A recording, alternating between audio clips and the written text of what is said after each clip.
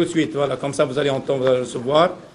Donc vous avez comme gardien de but Chaouchi Fouzi, donc de Sétif, Zemamou Chamil du Mouloudia d'Alger, Gawawi Lounes de Chlef et Mbouhi Raïs Wahab de Sofia, Slavia Sofia.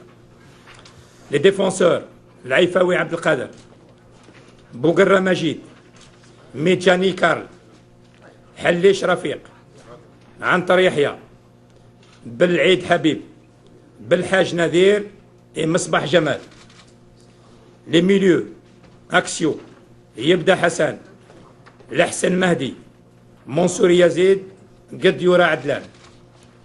Les milieux offensifs, Boudebouz Riyad, Abdoun Jamal, Qadir Fouad, Megni Mourad, Ziani Karim et Matmour Karim. Et les attaquants, Ghazal Abdelkader, Djabour Rafiq et Saifi Rafiq. يعني المشاكل اللي طاحت علينا les derniers temps avec le nombre de joueurs notamment. Moi je voulais garder l'ossature de l'équipe parce que c'est une équipe qui commence maintenant, notamment lors de la Coupe d'Afrique.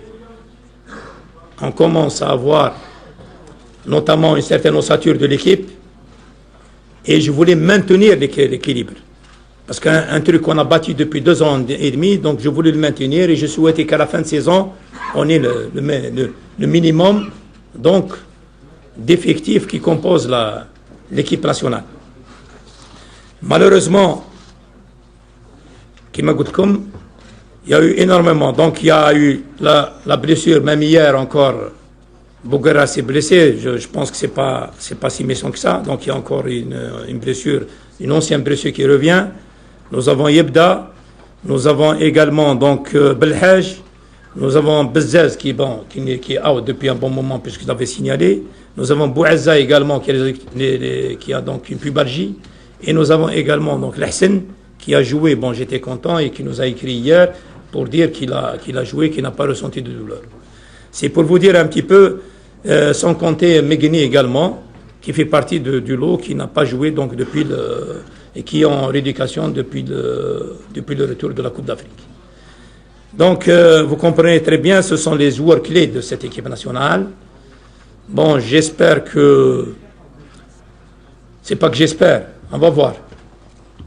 Donc maintenant, c'est pas espérer, c'est faire le constat donc, durant le stage, et on fera le point notamment dans c'est pour ça que j'ai fait le bilan à la fin du mois, qui m'a goûté comme chaque fois. Je le raisonne que lorsque les joueurs sont entre mes mains, et lorsque d'abord ils passent sous le contrôle médical de notre équipe nationale, et également que je les vois comment ils évoluent sur le terrain. Et c'est à partir de là que je vais, bien entendu, composer notre équipe nationale. Il a 29 نجم نقولوا 29 ماي لأن الفترة الكبيرة راح نقضيوها في كروم مونتانا وينتهي بمباراة ودية في دوبلان ضد فريق إيرلندا.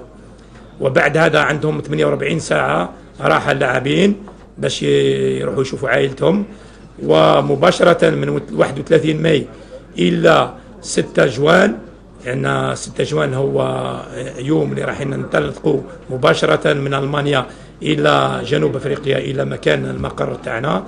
راح نديروا معسكر في ألمانيا وخاصة في نورنبرغ.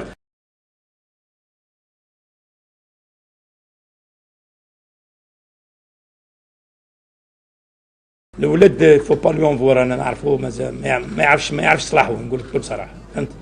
هو ممكن بعد احياء باسكو لهنا مازال ما عندوش التكوين يعني اللازم والمستوى اللازم باش سبورسا عنده امكانيات تقنيه عاليه، ولكن هذا هو الشيء الحقيقي، هذا هو الكلام اللي دار مع الرئيس، فهمت. انا من البدايه احنا اتصلنا به عدد مرات ما حبش يجاوب، واتصلت انا قلت مع الطبيب سي بوضياف، اتصلت به قلت له كلمه وقول له يجاوبنا.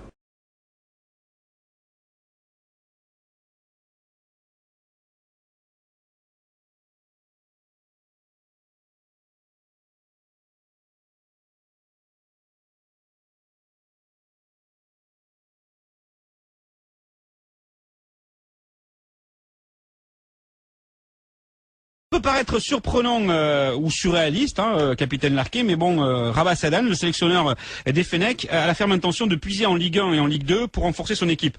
On le rappelle, à 69 jours de l'ouverture.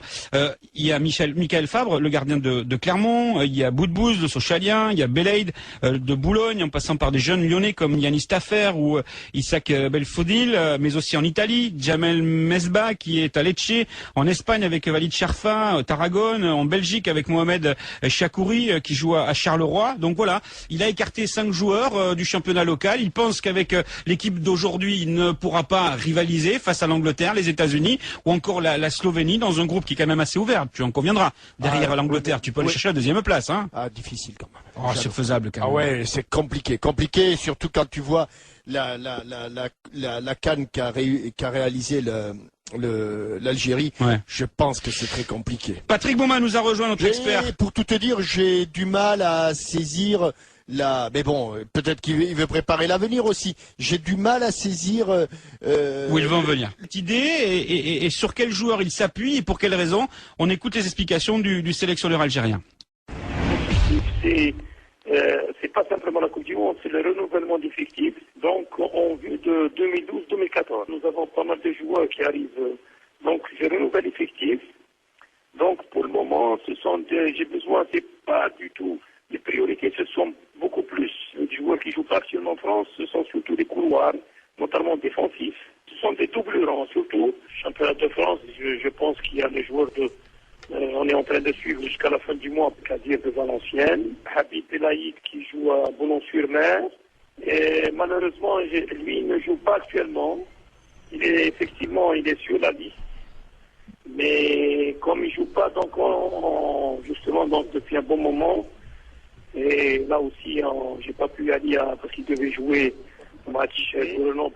Donc là aussi, il est sur la liste, effectivement. Boudbouz également. Fabre était effectivement, donc, parce que là aussi, nous avions besoin d'un joueur de très haut niveau, au niveau du poste de gardien de but. Donc, nous avons actuellement, sur la liste des 7 gardiens, nous avons Fabre qui est donc sur la liste, et que nous sommes en train de suivre régulièrement durant tous ces matchs. Un choix qui doit faire à un certain moment. Il y a des joueurs qui ont dépassé l'âge. Lorsqu'il n'est pas de Habib Belaïd ou de Khadir, donc je pense qu'ils n'ont plus aucune chance d'aller en équipe de France.